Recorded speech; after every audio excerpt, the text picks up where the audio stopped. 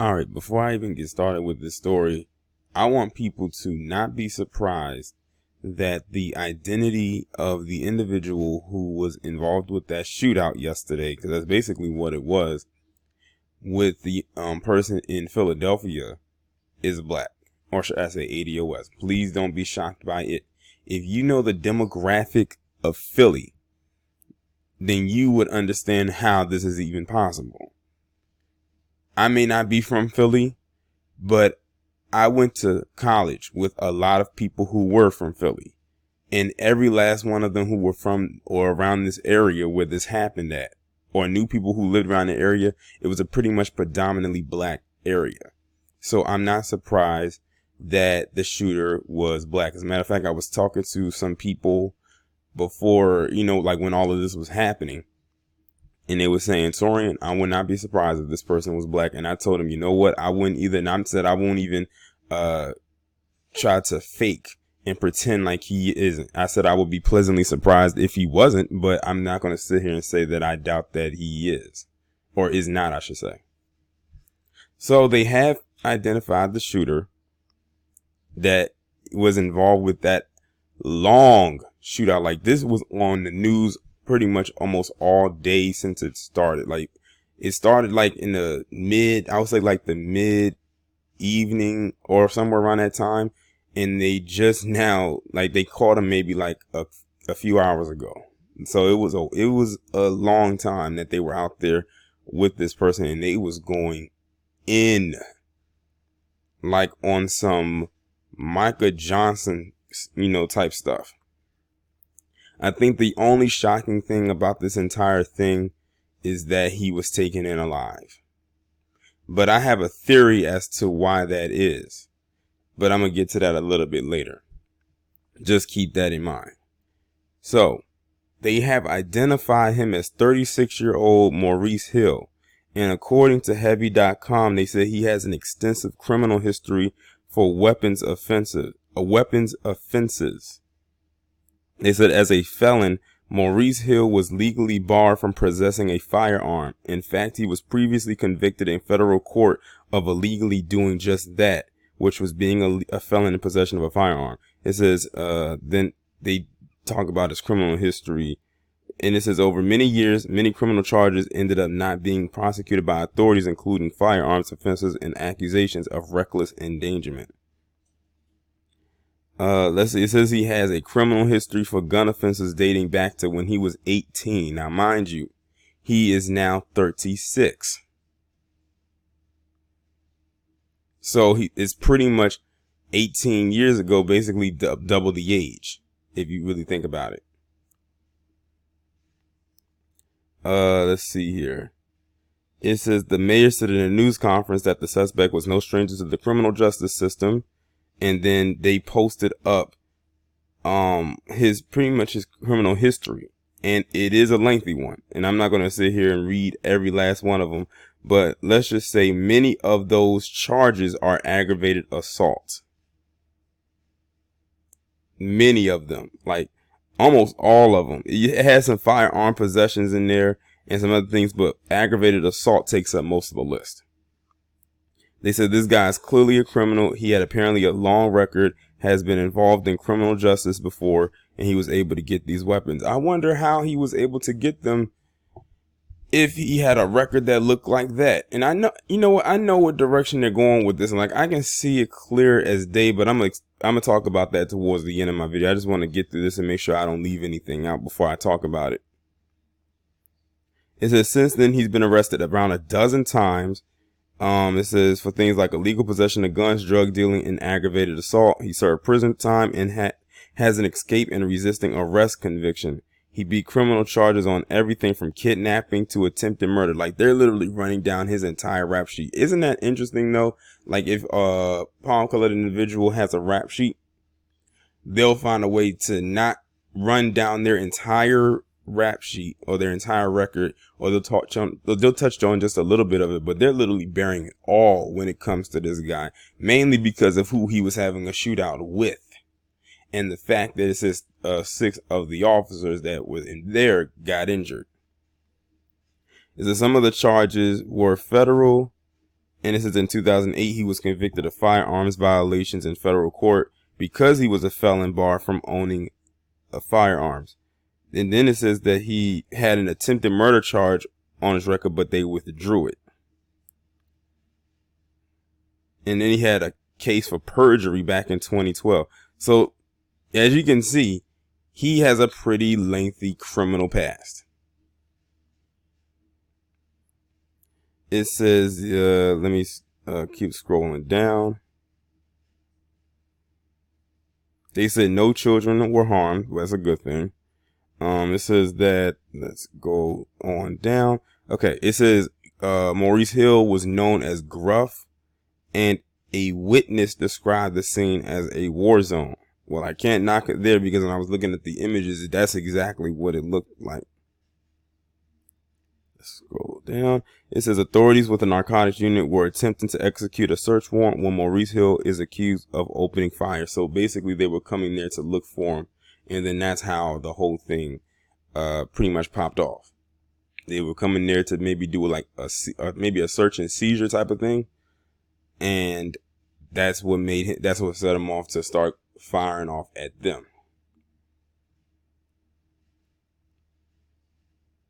It says Maurice Hill was previously accused of violating supervised release conditions in federal court after police found drugs behind a car tire.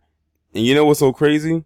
When I was talking about this on Twitter with some of my followers and subscribers, we were saying how, well, I was saying what if this guy was in the military, but based on what I'm reading right now, it looks like he wasn't. There's no way that he could possibly be, especially if he had all of these charges going back to him being 18, which is when a usual time when a lot of people, if they want to get started and going into the military right after high school. And with his criminal past, I highly doubt he would have had time to go to see a recruiter. Now, I'm not saying that to be funny, but I'm just saying that that's just what it is. And it says the suspect may have live streamed part of the standoff on Facebook, according to a television station. Let's see here, and that's pretty much it. But yeah. My theory is this, going back to what I was saying earlier.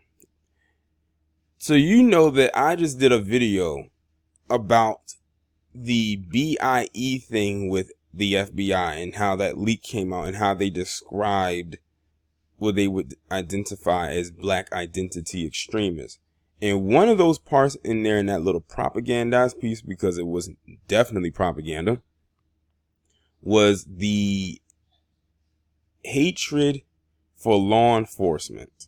That was one of the parts in there. They may not have been those exact words, but it was along those same lines. Look at who he just got in this major hours long shootout with, and 6 of the officers were wounded. The other part that I wanted to put in there is the part about him getting, the guns. How was he with someone with such a lengthy criminal record like that able to obtain these type of weapons? Because I believe they said he used like an AK style weapon. It had to be a military style weapon. But definitely go back to the whole BIE thing. I would not be surprised if they were going to use this one incident right here to try to back up their BIE thing, because they needed one example, or they needed something to make that BIE thing stick. I would not be surprised if that's the angle that they were trying to go with. And I noticed that they took him in alive. Now, with Micah Johnson, when he did what he did, and he killed 5 cops down in Dallas, they sent a robotic bomb in to kill him. When Gavin Long shot those 3 officers in, Louisiana, he was killed. When Christopher Dorner did what he did a few years ago, he was literally burned alive inside of that cabin that he was held up in, when he was surrounded. But this guy right here shot 6 officers. I don't think any of them died. And he was out there for a long time in this house, and they took him in alive a week after that leak came out with the whole BIE thing with the FBI, and one of them in there said the hatred, in so many words, the hatred for law enforcement.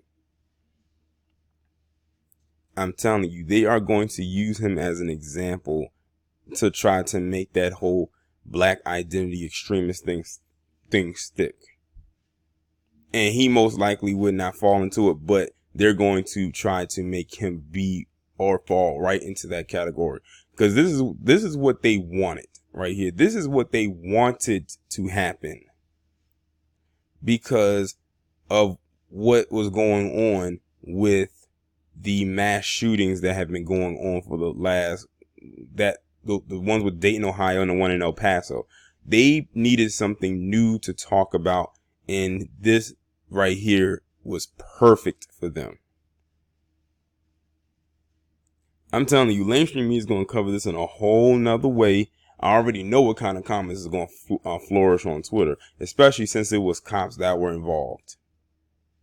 They would talk about this in a certain angle, even if this wasn't cops that were involved. But because it is, you about to see an influx of Blue Lives Matter tweets. As a matter of fact, I started seeing them last night. I saw it actually was trending on Twitter. And when I saw that it said Blue Lives Matter, I knew who it was about. And I knew who the majority audience was who was making it trend. So it doesn't surprise me in the least bit. That's the angle that they're going to go with. And it's also probably going to intensify it, what they're already doing when it comes to us anyway. As if it can't get any higher. But yeah, when I saw that, and when I looked at this and I started to examine it for what it is, I said they're going to go with that whole BIE thing, even though we know that BIE thing is not real.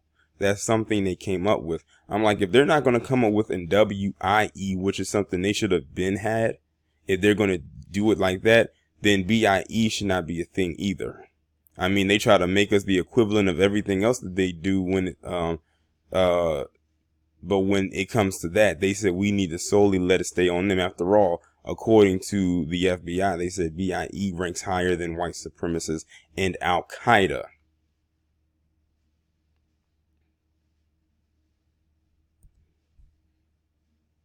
So yeah, I think that's the angle they're trying to go here, with this. Not to take away from the fact that this guy definitely is going to most likely going to go to jail for a long time because of this, most definitely. But I know what they're trying to do here. It's so blatantly obvious. But I would like for y'all to tell me what y'all think about this, especially the part that I'm talking about right here. And are you shocked or surprised that the shooter was black? Like I said, like I told you in the beginning, I was not shocked or surprised that he was black or ADOS. I'm not. I'm really not.